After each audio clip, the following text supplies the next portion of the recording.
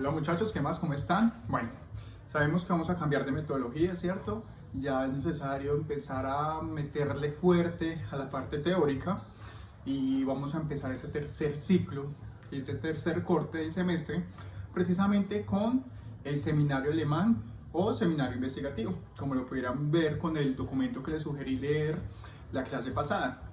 Así que mucho cuidado, mucha atención con este video porque voy a hablar de muchísimos elementos importantes para este tercer corte. Primero, la parte inicial pues es como un recorrido histórico y se habla teóricamente de lo que es el seminario alemán, cómo es su estructura, cómo se relaciona con la evaluación y como sus inicios también.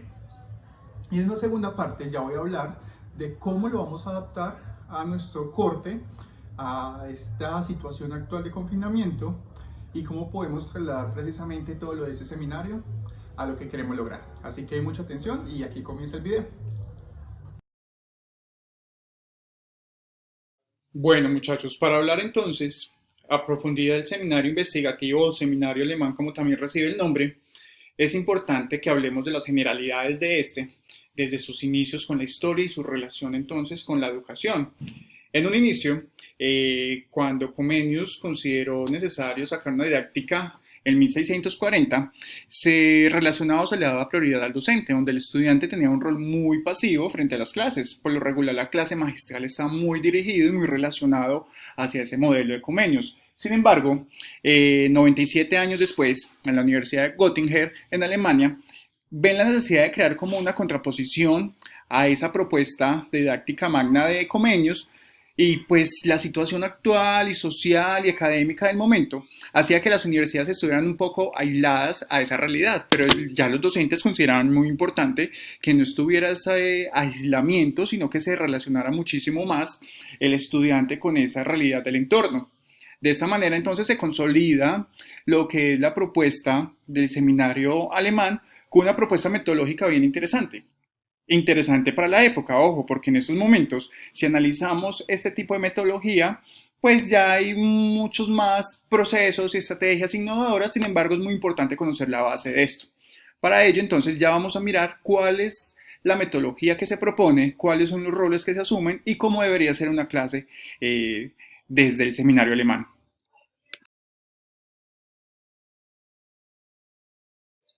Hay que tener claro entonces que el seminario alemán se diferencia de los demás seminarios que comúnmente conocemos y que es una técnica grupal o simposios.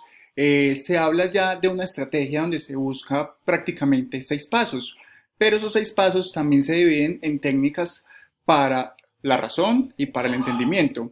Entonces, nos hablamos de unos pasos para unas técnicas que debe tener el seminario, donde debe incluirse una reflexión personal, es pensar de manera individual, que sea fruto de toda la reflexión y las experiencias que tenga cada uno de los integrantes de los grupos, para luego pasar a una fase de diálogo, porque aquí el diálogo es muy importante para conocerse con el otro, debatir con el otro, llegar a acuerdos y a diferencias y que eso nos lleve precisamente a un crecimiento social, ¿cierto? Entonces se crea esa base individual para llegar a esos movimientos y a esos desarrollos sociales y colectivos. Para pasar entonces a unas funcionalidades que debe tener este seminario precisamente que van desde unos niveles del pensamiento, que se comienza con una forma de pensar que es precisamente fruto de esa reflexión inicial, se pasa ya a unos momentos psíquicos de razón, de raciocinar y razonar. ¿Y cuál sería la diferencia? En la raciocinar, la forma de raciocinar, el estudiante comprende y al comprender es capaz de entender y de juzgar y de debatir y de criticar. Y al momento de razonar es capaz de asumir una de estas posturas, estando de acuerdo, estando en contra y estando consciente precisamente de todo lo que se le está entregando en cuanto a conocimiento e información del mismo seminario. Bueno, entonces para dar claridad ya a la estructura como tal del seminario al que nos vamos a adaptar, vamos a hablar desde la base del seminario. Ya luego de esto les voy a comentar cómo lo adaptaríamos a esta época de confinamiento y cómo lo llevaríamos a un contexto virtual. Entonces hay unos 6 pasos que son muy importantes seguir en el seminario. Primero, tener claro el tema. Es un solo tema, un objetivo principal de ese objetivo principal se pueden desprender diferentes objetivos específicos. Recordemos que siempre hablamos de máximo 3, 4 objetivos. Después de tener claro el tema, que en este caso yo soy el que los voy a asignar pensando en ese aprendizaje cooperativo, vamos a crear una ponencia.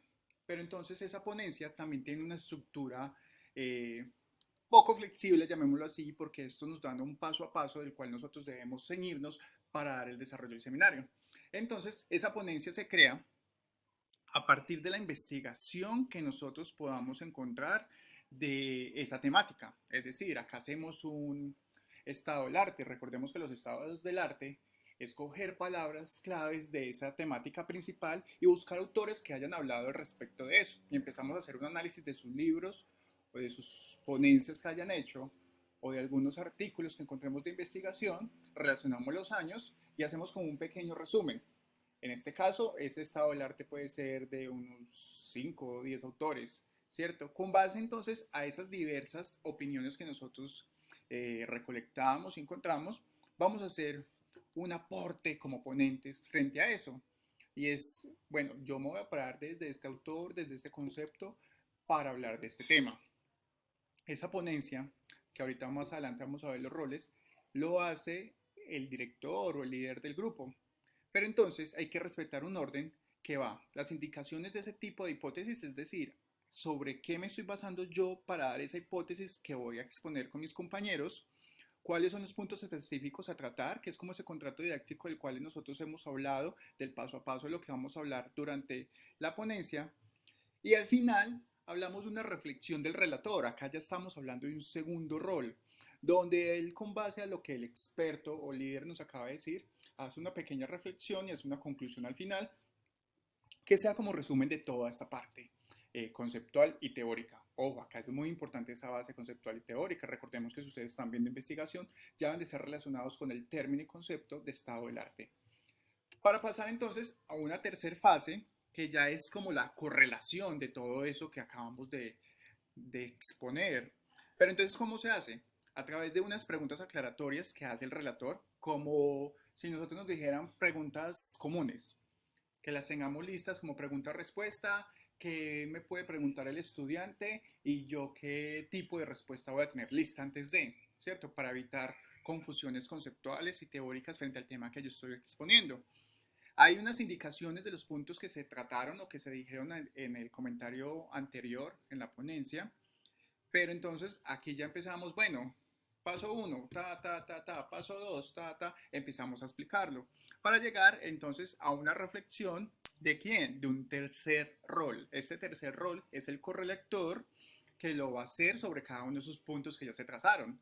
O sea, hay que estarle recalcando al estudiante, oiga, esta ponencia que yo estoy haciendo se va a basar en estos puntos y cada uno de esos puntos tiene las siguientes conclusiones, la siguiente retroalimentación. Y terminaríamos esta tercera fase con una evaluación del desempeño de la relatoría. Es decir, que hasta el momento van 3 fases y van 3 roles los que intervienen. Y pasamos a una cuarta y quinta fase, que es la discusión del protocolo. Pero entonces, ¿qué es la discusión? Bueno, aquí ya es donde se empieza a generar el diálogo y la discusión con los estudiantes. Aquí entonces debe haber nuevamente unas preguntas aclaratorias que hace el relator, una evaluación del desempeño de los estudiantes y de las personas que hicieron la ponencia, porque recordemos que esa autoevaluación es necesaria estarla siguiendo, unos acuerdos de los puntos que se van a discutir y de su secuencia, como dejando claro cómo va a ser la moderación del debate. Una recapitulación y una evaluación final. Esa evaluación entonces se puede hacer de manera autoevaluativa y si nosotros queremos le podemos aumentar el concepto de coevaluación, que se califique también entre compañeros, cómo vieron a los que expusieron, hicieron la ponencia y cómo vieron a los que manejaron e hicieron el debate. Por último, tenemos un protocolo. ¿Qué es el protocolo? ¿Qué son las formalidades? Es decir, ¿qué es el producto que se va a tener después de hacer el seminario alemán? Entonces acá se entrega lo que es el documento con el estado del arte y como con las conclusiones generales de lo que fue el seminario. Teniendo claro entonces todos esos elementos y conceptos que nos ofrece el seminario alemán, vamos a dividir el grupo en otros subgrupos o mesas de trabajo, que yo ya lo hice acá previamente. Entonces vamos a tener en cuenta que un primer grupo va a ser Sebastián, Leonardo y Juan David. Un segundo grupo va a ser Lady, Nelson, Lisandro y Machado. Un tercer grupo va a ser Geraldine, Sandy, Celeste y Carolina. Y un cuarto grupo va a ser Montilla y Molano. ¿Qué va a pasar con esos grupos? Ya vamos a empezar a hablar de los roles. Nosotros solamente nos vamos a adaptar a través de los roles que incluye todo este seminario, que de hecho son 5 roles, y de los cuales se hablan de ellos en el documento. Importante, va a haber un líder, va a haber un relator y va a haber un correlator. ¿Qué debe hacer cada uno? ¿Cuáles son sus responsabilidades? Listo. Primero, ustedes se van a encargar de hacer esa distribución de los roles. Y segundo, el líder va a tener la siguiente responsabilidad: se va a encargar de coordinar todo, de hablar con su equipo, de pensar en ese tema que yo les estoy asignando aquí en el correo, cómo van a trabajar. Y con base en eso, el líder es el primero que va a hacer su ponencia. Después de hacer este cronograma de actividades que también les voy a anexar, lo primero que hay que hacer es ese estado del arte. Ese estado del arte debemos tenerlo listo dentro de una semana, es decir, de hoy lunes a en 8 días, ustedes me entienden. Entonces, ¿qué es lo que va a pasar? En ese estado del arte, ustedes van a coger los conceptos claves del tema que se está asignando y van a buscar diferentes autores. Yo les voy a mandar un ejemplo de estado del arte para que lo tengan claro y lo vayan desarrollando. Después de tener claro ese estado del arte, vamos a hacer la ponencia. Y esa ponencia precisamente se va a hacer una semana después, tienen después del estado del arte, para hacerlo a través de video. Toca hacerlo sencillo, muchachos, no nos extendamos. Yo sé que estamos hablando ya de teoría y a veces nos extendemos con esto. Hagamos de máximo 3-4 minutos, donde exista al final una retroalimentación y un cierre del relator. Entonces el relator nos va a hacer esa retroalimentación de todo lo que se habló, de ese paso a paso que hizo también el líder, y nos va a empezar a hacer la retroalimentación con base a cada uno de esos paso a pasos. Teniendo eso claro, ya llevamos 15 días en esta planeación, llegamos a una fase de discusión. Esa fase de discusión, ustedes van a elegir la estrategia pertinente para hacerlo en época de confinamiento.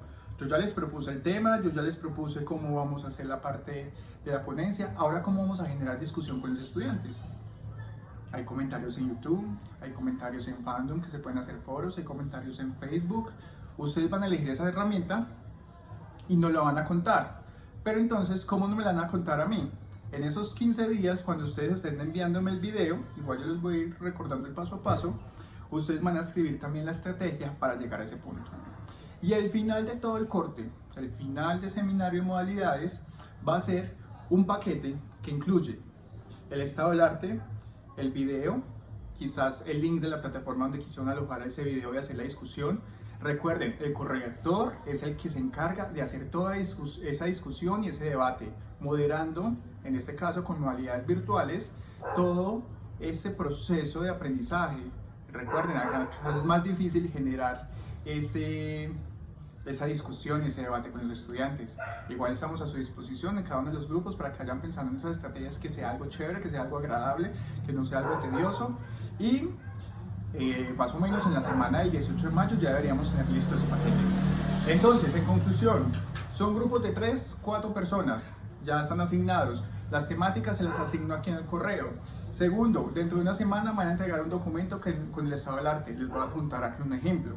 En 15 días debe estar un video donde va a aparecer el líder y el relator. El líder hablando desde la ponencia teórica, sus bases conceptuales y todo, y el correlator haciendo como esa conclusión y esa reflexión de todo lo que el líder dijo.